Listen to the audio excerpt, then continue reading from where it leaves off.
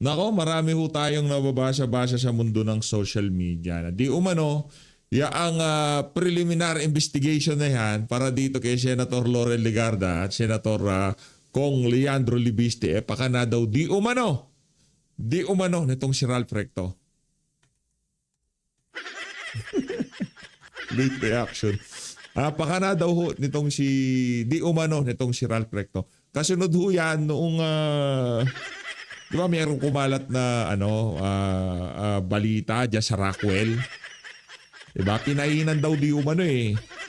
Ngayon, pagkatapos yung lumabas ng balita na yon sa pagitan nitong si Kong Lian at nitong si Ralph Recto, pagka-press ko ni Boeing Remulla, preliminary investigation na. Itong si Loren Legarda at ang kanyang anak na si Congressman Lian Libiste. At dito rin sa video na to, sesegue ho tayo dito kay Banat Bay at bababaran ho natin itong video ni Atty. Tix. Pero bago ang lahat nangyari, isang like at isang subscribe, masaya na ho tayo dyan sa magsusumal sa ating community. Yung join button na dyan lang ho sa baba. Ayun na nga, sinagot na ho ni Senator Loren Legarda yung ibinatong mga aligasyon nitong si Boeing Remulla sa kanya. Sa kanyang naging press con kanina. Ito, all my public life since 1998, I have always upheld my integrity which I value dearly.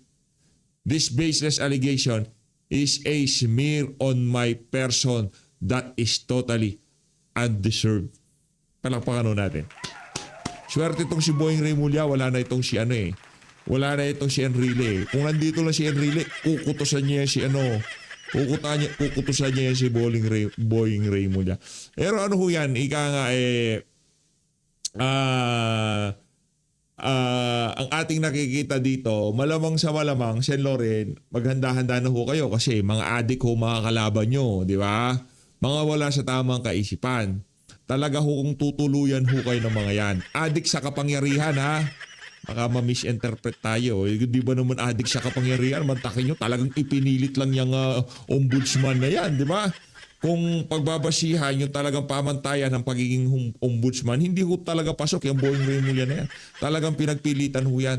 Yung sinabi nitong si Congressman Egay Irice, yung pagpwesto kay Boeing Remulla sa ombudsman, talagang para tirahin yung mga kalaban sa politika nitong si Marcos Jr. At yun na nga hong nangyayari.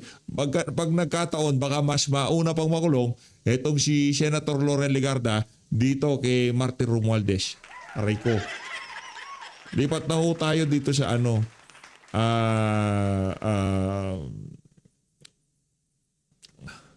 itong balita na to. Matindi ho ito mga kababayan eh. Pambihira talaga itong mga ANC na to. Napakabayas nyo. 3,000 lang daw. Umabot na unas 5,000 yan eh. Pati ba naman yung bilang eh. Luko-luko talaga itong mga to. Ito. In what has been described as the largest gathering of Duterte supporter in the United Kingdom, over 3,000 overseas Filipinos flooded the heart of London at Marble Arch for a peaceful rally in support of Vice President Sara Duterte and her family. Ayan grabe naman. 5,000 yan eh. Pambihira naman Lipat ho tayo dito. Yan lang naman kasi talaga, di ba? Yan lang ang request ni dating Pangulong Rodrigo Duterte. Yan ang request ni Tatay Digong. Di ba? Ang request lang ni Tatay Digong, kasi naririnig na sa kanya yun eh. Nung kay Joma, diyan nagurgur si Joma, diyan sa Netherlands. At sinabi ni Tatay Digong, yan ang pinaka masakit na mangyari sa isang Pilipino. Kaya sa tingin natin, yan na lang siguro ang huling request ni Tatay Digong. No, yung kung bawian man siya ng buhay, gusto niya sa Pilipinas. As a Filipino, as a daughter, we want him to die in the Philippine soil. Ang problema, ICC, yan na lang ang pinaka-high profile na kaso liniliti sila ngayon. Di ba? Yung kay Tatay Digong na lang. O kahit nga yung problemado yung pagpapadala dyan sa daig, pag kidnap talaga yung pagdala dyan kay Tatay Digong, ipinilit pa rin nila. Di ba? At ito ang problema ng administrasyon dito. Hindi nyo ba napapansin mga kababayan? Kumbaga meron merong mga nangyayari behind the scene na merong di umano uuwi na si Tatay Digong. Hindi natin siya alam siya kung ano pa mang kadahilanan. Gusto natin umuwi siya ng malusog sa Pilipinas at makita niya magpresidente itong si BP Sara. Kasunod ng mga bali-balita na yon, ura-urada, Marcos Jr. pinahintulutan yung pagbubukas sa mga tax record nitong si BP Sara na mag-asawang Carpio Duterte. Wala ho ba kayo napapansin? Di ba? Ito lang ho ang sigurado. Yung impeachment, yung conviction, yung pagpapakita na may kasalanan si BP Sara, minamadali ho nila. Anong hinahabol nitong mga to? Kasi pag may nangyari kay dating Pangulong Rodrigo Duterte, sa bagay kahit anong mauna dyan hindi natin ninanasan na may mangyari kay Tatay Digong. Pero kung titignan natin ang kanyang edad, diba? Kung titignan natin yung kanyang edad, malungkot tayo kung malungkot. Pero yung edad niya yun ang magsasabi na talagang nasa dapit hapon na siya ng buhay niya. Di ba? Kaya nga panawagan natin dito, bring him home. No, yung siya lalong madaling panahon, iuwi siya sa Pilipinas Ngayon, pag nagkataon, may nangyari kay dating Pangulong Rodrigo Duterte dyan sa The Hague, Netherlands, mag-e-eleksyon, impeachment. Sa tingin niyo ho ba yung impeachment na hindi matatabunan sa kung sakali kung sakali man, wag naman sana. May mangyari kay dating Pangulong Rodrigo Duterte dyan sa The Hague, Netherlands. Diba? Tapos yung paraan ng pagdadala sa kanya dyan. Ano ho kaya ang gagawin ng mga taga-suporta niya? Ano kaya ang gagawin ng sambayan ng Pilipino na aalalahanin from 2016 to 2022 kung anong ginawa ng mama na yan? Ano ho ang gagawin ng ating mga kababayan? Naku, curious tayo kung ano mangyayari pagka umabot tayo dun sa punto na yon. Pero hindi ho natin inanasa na meron nang mangyari kay dating Pangulong Rodrigo Duterte. Gusto ko makita niya na magpresidente itong si BP Sara. Rumekta ho tayo kay Hebay. Grabe. Si Libiste, yung anak, yung congressman. At yung kanyang nanay, na si Loren Legarda, si Senator Loren Legarda, nasa kampo ni Cayetano, ay kakasuhan na ng ombudsman ng non-bailable plunder. Para talaga ikulong. Naku, uubusin na po talaga itong mga kritiko ng gobyerno. Pati si Libiste, yung anak, talaga nga naman, siguro, para bumigay yung nanay, dinamay natin si Libiste. Hindi ko maintindihan na nangyayari sa bansang Pilipinas. Parang wala na talaga tayong kalayaan bumatiko sa gobyerno. Ang lupit talaga ng gobyernong ito. Next. Grabe, ipakukulong na po nila si Cayetano. Sinampahan na ho ng kaso sa ombudsman nito ni Lacson. Kakaiba talaga itong administrasyon na to, no? Alam mo, naalala ko lang, di ba bago makulong si Marcoleta, nag-away din sila ni Lacson. Ngayon naman na nag-aaway si Cayetano at si Lacson, si Cayetano naman ay pakukulong. Naku po, ba't naman ganyan? Di maganda yan. At ito matindi nito Alam naman ng lahat na tinik sa impeachment itong si Cayetano. Kaya mukhang gusto nilang makulong kasi plunder po yung ikinaso sa kanya Pambihirang buhay oo. Kawawa naman talaga ang mga lumalaban dito sa gobyerno na to dahil talagang sila ay pinakukulong. Kawawa naman kahit walang kaso, iniimbentuhan. Bakit ko sinabing wala? Kasi mismong si Secretary Dizon ng DPWH, napakinggan ko sa isang interview, siya mismo nagsabi, walang flood control dyan sa Taguig. Tapos ngayon meron na. Ang lupit nyo, Katabs. Naku po. Ang problema kasi, Bay, di ba unang inisyu nila kay yung Alo Caldero. Di ba? Yung SEA Game.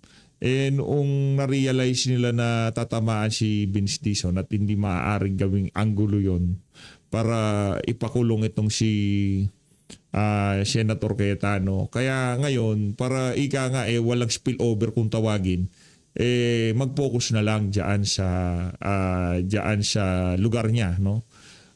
Ngayon, di itong si Vince Dizon, hindi na makakalkal yung issue nila o kung ano man yan, pero alam natin tapos na yung issue na yun. Walang nangyaring diyan, walang nangyaring problema diyan sa na yan.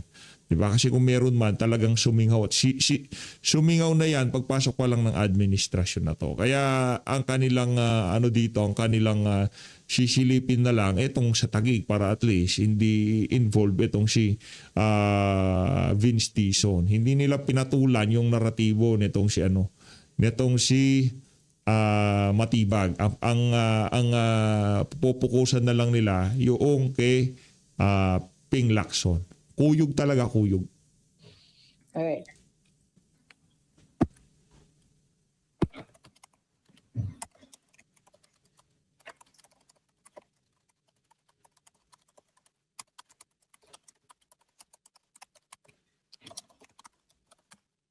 Okay. So, ang pag-uusapan po natin ngayong araw na ito ay yung 10th day ng impeachment proceedings kay Vice President Inday Sara at yung presentasyon ng ebidensya ng prosecution tungkol dito. As we noticed, dalawa po ang kanilang inihain na witnesses, parehong dating land bank managers, si Ma'am Violeta Constantino at si Ma'am Nenita Camposano. Si Ma'am Violeta was talking about the account of the Office of the Vice President, tapos doon naman sa DepEd si Ma'am Nenita. At ang article of impeachment na dinidiscuss dito ay Article 1, which is confidential funds. So bago po tayo magpatuloy, huwag pong kakalimutan like, share, follow, and subscribe. Maraming salamat nga pala sa mga maagang nagsusuporta sa Luminous, kay Belbel, kay Lululu. Sino pa ba? So far, so good. Okay, thank you very, very much po. At sa lahat po ng nanonood dun sa ibang mga apps, magandang gabi sa inyo dyan sa Pilipinas. Magandang umaga kasi dito kung saan kami in this part of the world.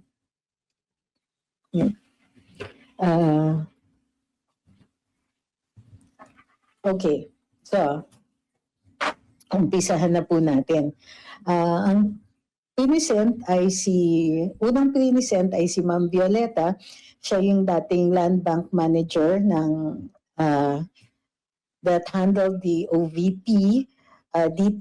Dinitel niya or kinuwento niya yung pag-encash ng 4 na cheque na 125 million pesos na ang total ay about 500 million. So in-encash ito at ang kwento niya ay na-transport daw using gym bags. I-describe niya yung encashment as unusual pero hindi niya sinabi na illegal. So same si Ma'am Nenita Camposano, nag-testify siya, ganun din sa high volume na cash withdrawals doon sa DepEd account up to about 37 million. So ang total of course is something like in the area of over 650 million pesos. Nag-umpisa pero at the start of the impeachment, what we can note is that nag-attempt na naman magbigay ng overview ng pagpresenta ng ebidensya. This time it was Congresswoman Laila De Lima, pero nagtatalumpati siya at dun sa talumpati meron siyang ginagawang mga conclusions of fact and law. Ang ginagawa nila is nag-a-attempt sila to make an opening statement similar to those that are conducted in jury trials, yung mga nakikita ninyo sa TV. Kapag jury trial kasi, yun, they're allowed to do that. You make an opening statement, you make a closing statement, and you can virtually say anything that you want, base dun sa rules ng bansa na yun. Now, in the Philippines, it is true that an impeachment proceeding is similar to a jury trial. There's only one other instance ng jury trial din sa Pilipinas, which is court-martial. So, ang maganda dyan is, the senators, judges, they actually act as a jury and the presiding officer is the judge. So, which is why, yung mga, I understand why people say dapat i-inhibit itong senator na to for this or that reason. I understand that completely because you're working from the experience or, how do you call this, substitute experience, meaning that you've seen on television jury trials where a juror can be inhibited for bias. Sa court-martial proceedings, kasi pwedeng ganon, pwede kang magpa-inhibit. Papadisqualify ka ng juror based on bias. Meron ka ng yung unqualified na papadismiss mo, you don't have to give a reason. So may mga ganyan. But in an impeachment proceeding, you can. Now, Senator De Lima attempted several times, nag-oppose si Attorney Mike Poa. Ang bait-bait ni Attorney Mike ha, na very kalmado at saka very polite pa rin yung pagkasabi. And then nag-insist siya. So si Senator Cheese naman, nung umpisa pa lang sinabi na niya, basta you don't make conclusions of fact and law, you can make your manifestation. And finally, sinabi ni Attorney Mike na they should be doing this at the formal offer. Meaning, ito, iuupo ninyo yung witness, you make a formal offer. Then bahagi yan ng Philippine courts sa proceedings natin sa court.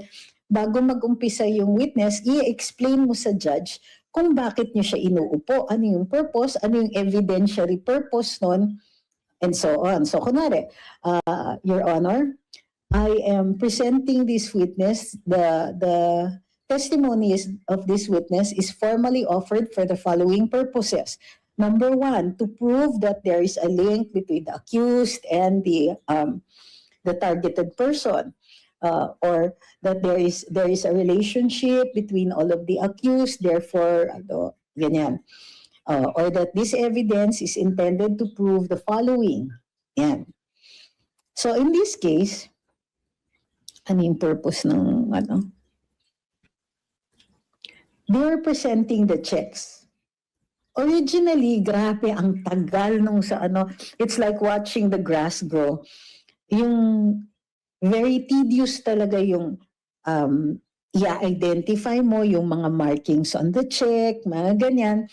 But unfortunately, for me, a lot of what had been presented, pwedeng mag-stipulate Pwedeng sabihin ng prosecution, would the defense like to stipulate that this is the check, that this is authentic, that this is the check in question? O pwedeng gano'n na lang pero lahat ng identifying marks of every document. Now, in a regular trial, oo. Pero ano yung issue dito? Ano yung pinatutunayan? Relevant pa ba lahat ng mga signatures dyan? Pwede nang sabihin, Your Honor, would the defense be willing to stipulate? And if the defense has stipulated, accepted na fact lahat ng mga yon. Unfortunately, yun, natagalan pa tayo because hindi pa nag-stipulate. So, hi Sir Maxi, wala po ako sa Pilipinas.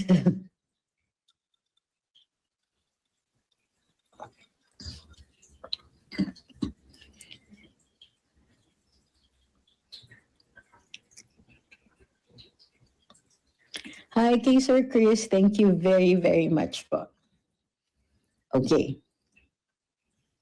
So, basically, what it boils down to is the two land bank managers testified on the day that those checks were drawn, the checks that are in question that are identified as the confidential funds. Yun yung entire purpose nun. They were trying to prove the misuse of confidential funds. So the first thing that you have to prove is that they received confidential funds. Yun yung entire purpose. And like I said, everything could have been stipulated, but they were trying to draw something. They wanted the land bank managers to characterize the transactions as irregular. Irregular, yun. Unfortunately, they did not characterize them as irregular, but in fact said unusual. And, unusual does not equal illegal. So, yun ang sinasabi rin ng defense.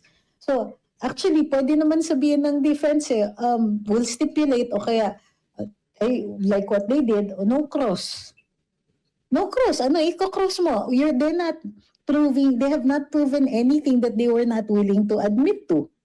So, but I saw this as an entire tedious process that took up an entire day that could have just taken 1 or 2 hours at the most.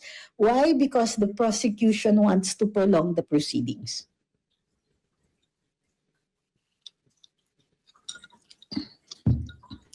Sabi ni Aristotle, irregular or anomalous. No. Anomalous is a conclusion of law and fact. Kasi to say anomalous, you have to say that, there is a law, there is an act that violated that law.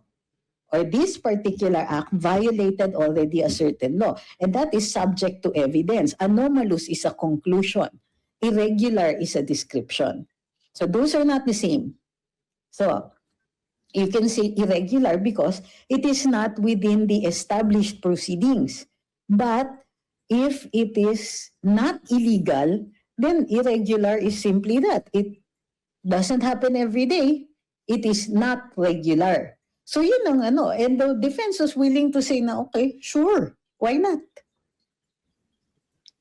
Kasi, it is unfortunate din that plinisinta yan dun sa committee, sa Quadcom or sa Committee on Good Governance, kung di ako nagkakamali, na, hala, nag-withdraw kayo ng ganyan. Tapos nilagay niyo lang sa duffel bag. So, di ba? They tried to make a big deal out of it. Eh, what is the problem with that? Wala. Because it does happen sometimes na government really moves a large amount of cash. Now, Correct. also remember that this was pre-electronic bank transfers. Sinabi din yon ng Land Bank Manager. And which I think was inadvertent on the part of the prosecution. They really didn't want to hear that kind of evidence because it's, how do you call this? Exculpatory. Hindi na they moved cash because cash po ang kailangan na na transactions pagdating sa bumibili ka ng confidential na information, or you have to pay an informant, you have to pay safe houses. Those are cash transactions kasi otherwise magkaka-paper trail at mahuhuli yung informant mo.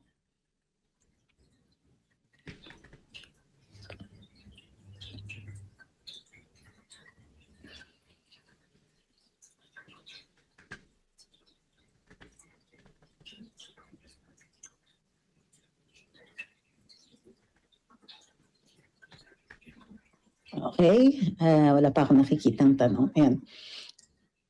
Bakit po ginagawa ni De Lima yon? Kasi pinayagan sila. Ano yung purpose niya? To make prejudicial statements. Maririnig kasi yan eh. Yung mga tao, like the audience, na hindi naman mga abogado, hindi naman instructed like a jury is instructed, to rely on facts that are established by evidence, maririnig nila yung talumpati, tapos sasabihin, hayan, totoo pala. Pero wala pang napapatunayan. So, they are highly prejudicial, and that's why they wanted to say it. Baka makakonvince eh. Eh wala na nga kukumbinsihin. Tapos yung ginagawa na yan kay Sean Loren Legarda, sa tingin nyo ho, meron pang makukumbinsing mga ano dyan, mga official sa Senado, mga senador, mga taga-oposisyon, wala na. Wala na. Taga-minority, hindi na sila magpapakumbinsi. Pagka meron pang isang nakulong dyan, kahit ano pang ilatang nilang ebidensya dyan, hindi talaga nila i-convict si Vice President Sara Duterte. Tapos ang usapan. Ganun lang ho yung mga kababayan. Oo, sabi ni PTRV, similar with the sly innuendo of Senators Tulfo and Senator Risa with the tone na, first time. First time. Totoo yan. Tama yan po. That's a good observation.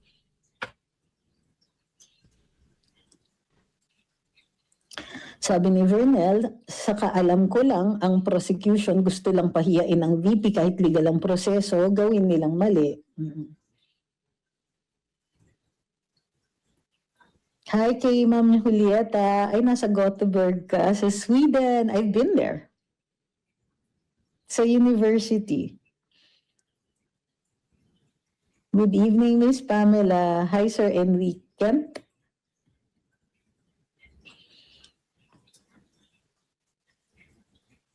Sabi ni Rian, sana tinanong ni Attorney Po, bakit hindi sa maleta nilagay? Bakit sa duffel bag? Para ma-remind na may mga contractors na senators. Unfortunately, strike out lang po yan as incompetent yung witness kasi yung witness Land Bank Manager. Hindi naman sila congressman, hindi naman sila tagahatid, hindi naman dating Marines, ganon.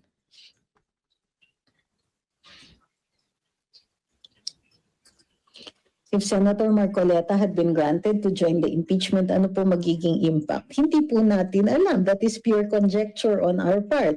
All we know is that Senator Marcoleta is an extremely good lawyer and with lots of experience behind him. So, what I can say is he could be far more competent than some of the other senator judges. Sabi ni Ma'am Patricia, yung mga questions din ng senators, puro leading para ma-validate yung narratives nila. This is what is different with the jury trial. Di ba? Pag jury trial yan, hindi pwedeng magta-jurors.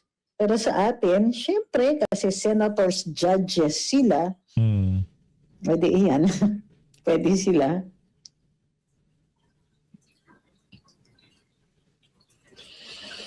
Sabi ni Sir Daniel, pwede bang bayaran ng cheque yung informant? Ginagawa lang nilang ng malis yung cash withdrawal sa bangko. Oo, but I don't think it worked. If the prosecution continues providing insufficient evidence for the impeachment complaint, will this impeachment trial take like 62 days? It could. Sila naman yung nagko-control eh. Pwede silang magbagal sa presentation nila. Pwede rin sila magmadali. Actually, for each of the articles, pwedeng sabihin na pag nag-formal offer, Your Honor, we're offering this, and this. The defense can actually say, Your Honor, we admit everything that the witness is going to say. Or we admit everything. Ano yung sasabihin, what is the purpose of the witness's testimony? That these checks were encashed? Okay, we can admit that. Diba? Pwede rin naman ganon. Both sides can actually shorten the proceedings.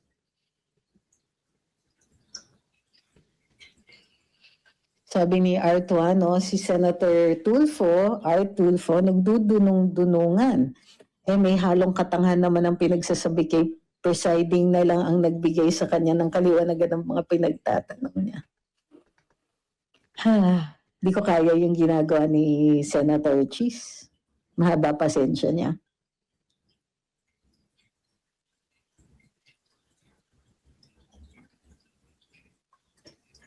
The Senator Lisa tried to insist that unusual means illegal to make it look bad to the public. Perhaps. Okay. So yun, and that was day 10. Sabi nga, ika nga ni John Reiter, that could have been an email. Diyos ko, nag-ano pa tayo. Ang daming pwedeng i-admit na lang dyan, ang daming pwedeng i-stipulate, they still presented it. And parang it felt to me like a monumental waste of time. Not that the evidence should not have been admitted. Okay naman yun, yung mga cheque, ganyan. But these could have been stipulated to begin with. Instead, we let Congressman Joel Chua, who mind you was a lawyer before he became a practicing lawyer before he became a congressman. The Senate just let him drone on and on and on. Oh well.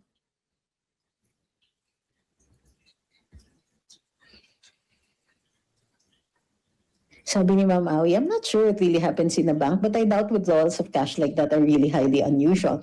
Since banks who handle government agencies and businesses would probably have seen as such. I agree, but I think that the land bank manager was only talking about her own particular experience.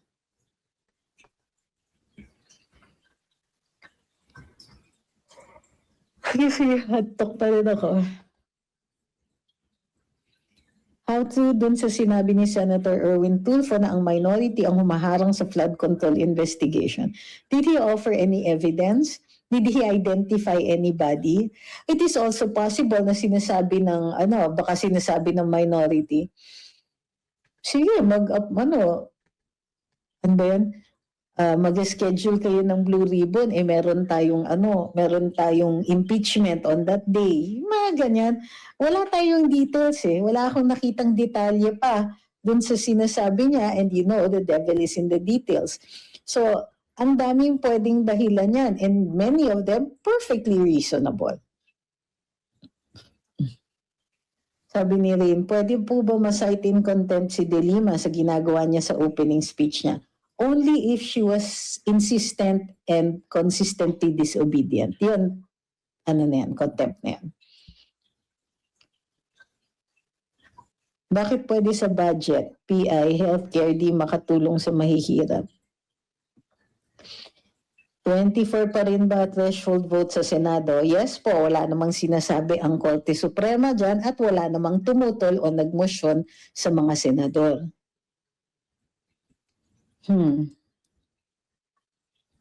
Si Bam pa ulit-ulit sa AMLC, ramdam stress niya. Oo, meron siyang hinahabol na tanong. Meron siyang hinahabol na sagot na pwede naman sagutin yan eh, hindi naman yan kontra sa AMLC. Tapos binasa ang rule, bawal yung mga bank employees, bank manager, ganyan, na magsagot ng mga ganyang katanungan. Kasi nga, very serious yung breach of confidentiality sa AMLC. Totoo yan, napansin ko din yan. Parang meron siyang hinahabol na sagot na hindi niya makuha-kuha.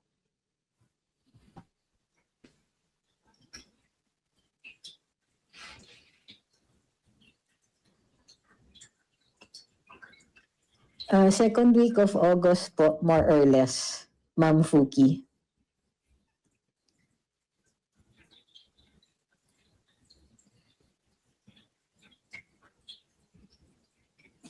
Hindi ko po nakikita yan, sabi ni RARD, parang naluto na ang desisyon. Paano niyo naman nasabi?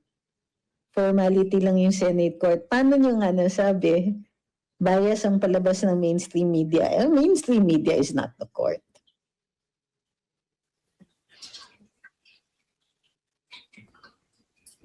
Hi, yes, Ma'am Fuki. Kakamiss din po kayo. Pasensya na.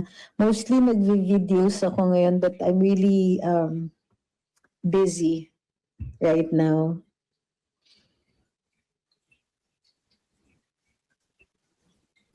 Sabi ni Ma'am Sarina, bumaliktad na minority na daw. Nabasa ko na pala yan. Sabi ni Kaka, di tapusin na nila yan. Di naman nila makukuha yung 16, di ba? As far as we know, so far. Kaya nga nila pinapatagal kasi baka makakuha pa sila ng 16. Sabi ni Ma'am Ola, hi. Hi Ma'am Maria Delia. Hi kay Rosel's dad. Okay, sagot na tayo ng mga katanungan na not on the impeachment. Anong take nyo sa kabila sa pag-atake kay VP dun sa comment niya about sa Pax Silica? Well, unang-una, I don't have any take on the kabila, so to speak. Naniniwala tayo sa freedom of speech. So sigurado po ako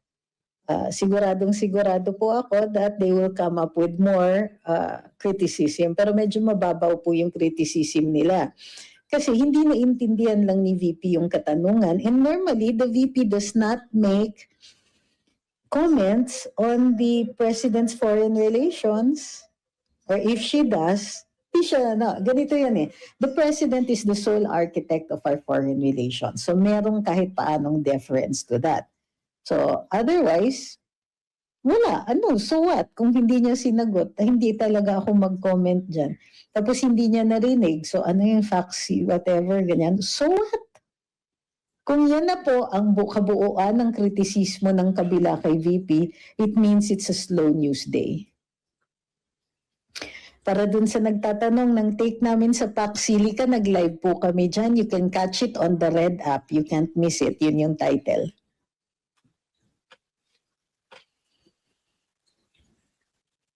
Hi, Diego. Yes, I am. Somewhere here. Sabi ni QP, halata naman na wala siyang alam. Well, unang-una, kami din, for the longest time, hindi kami nagkukomento until meron na kaming alam. Until na pag-aralan. So, hindi komot wala kang alam on a certain day, forever ka nang walang alam. And that's walang alam because there's also very little information about it, although there are people who are already opposing it.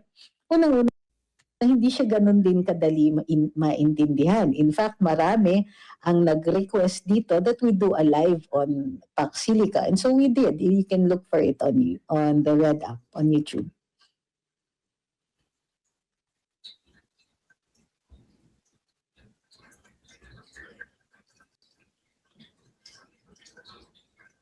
May ethics complaint daw si Senator Pia. I wouldn't worry about Senate ethics complaints. None of them ever amount to anything.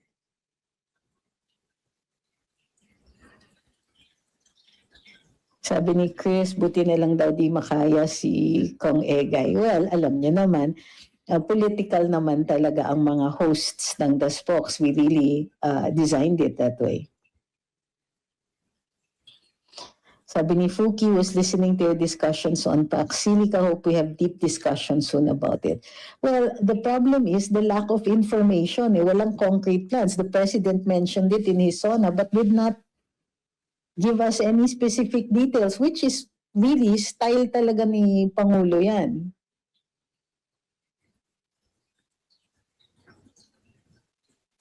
Ang prosecution po ba pwedeng walang presumption of innocence kay VP Sara?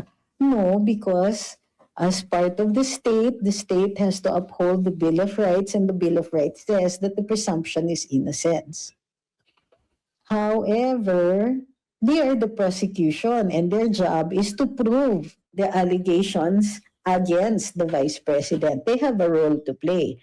But what they cannot do is fly in the face of truth. Meaning, hindi sila pwedeng mag-lie. Hindi sila pwedeng mag-imbento ng ebidensya. Hindi sila pwedeng magtago ng exculpatory evidence. So, yun po yun.